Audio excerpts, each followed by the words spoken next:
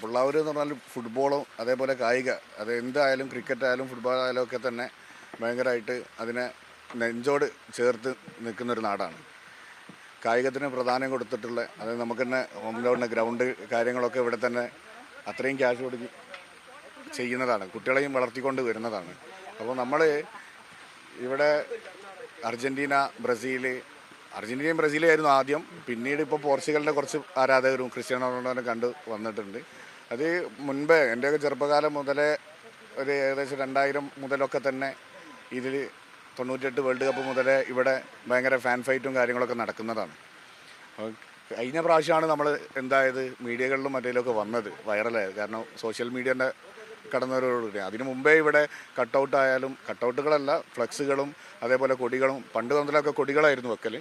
പിന്നീട് കട്ടൗട്ടുകളിലും ഫ്ലക്സുകളുമായി കഴിഞ്ഞ പ്രാവശ്യം നമ്മൾ ഒരു വെറൈറ്റി ആയിട്ട് പുഴേൻ്റെ നടുവിൽ തന്നെ ആദ്യം മെസ്സിയുടെ കട്ടൗട്ട് ഉയർത്തി. അപ്പോൾ അന്ന് മുതൽ വിചാരിച്ചതാണ്. കാരണം കഴിഞ്ഞ പ്രാവശ്യം അങ്ങനെ ആവുന്ന നേരം കട്ടൗട്ട് എന്നുള്ളതാവുന്ന നേരം അതിനേക്കാൾ ഒരുപടി മുകളിലാവണം ഈ പ്രാവശ്യം എന്ന് വിചാരിച്ചിട്ടുണ്ടായിരുന്നു.